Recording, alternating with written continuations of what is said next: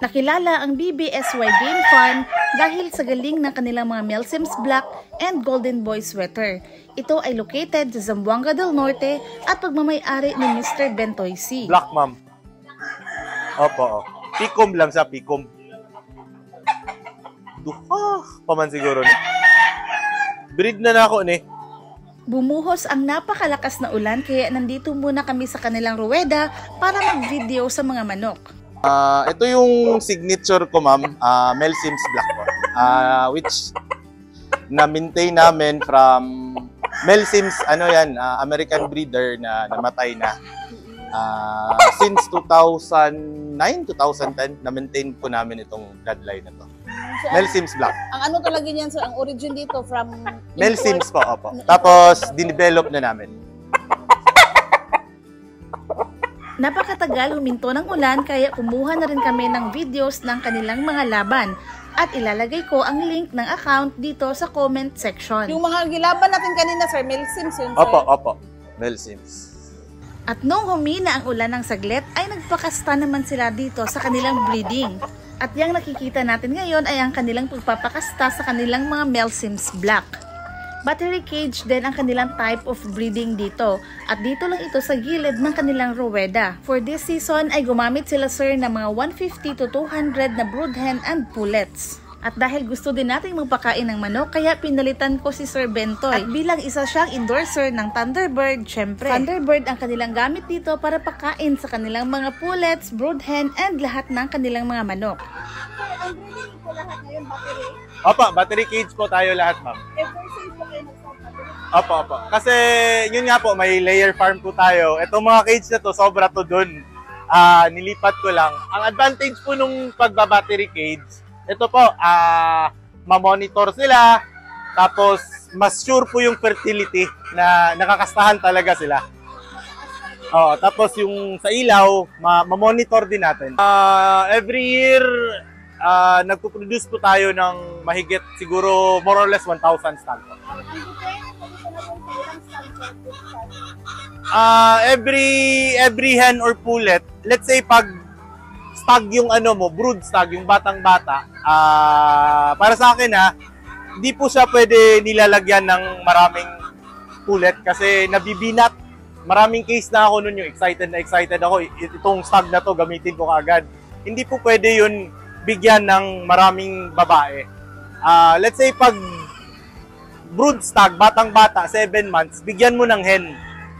2 or 3 hen. Yung sanay na kasi, yung ibang pullet, hindi pa nagpapakasta. Tapos yung stag mo din, medyo bata, pinapalo yun. So yung diretso talagang kumakasta na, dun pwede yung stag sa hen. Ganito naman ang setup ng kanilang mga sisiyo. Sa loob ng silid ay mayroong naka-circle na plain sheet.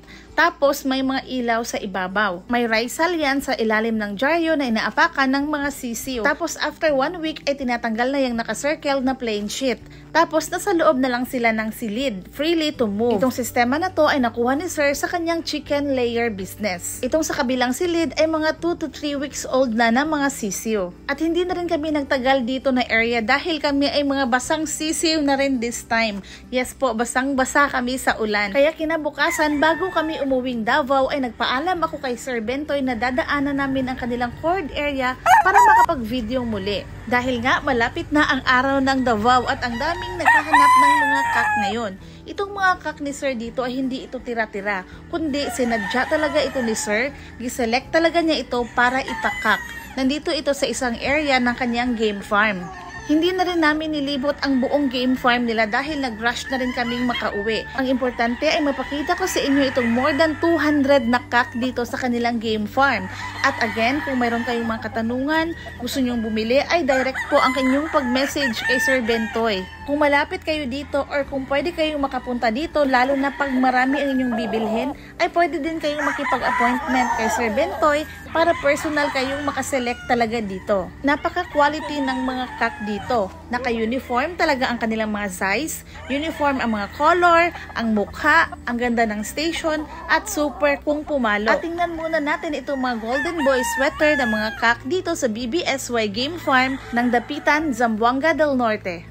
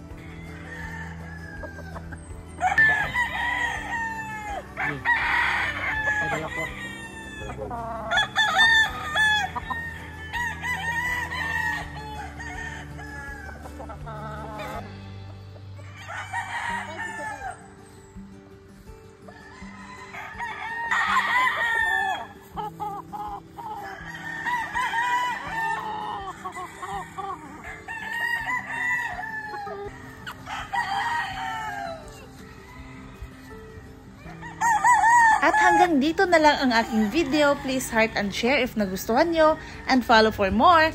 Paki-comment na rin po kung taga saan kayo para malaman natin kung saan na nakakaabot itong ating video. Thank you so much for watching and God bless everyone. Bye!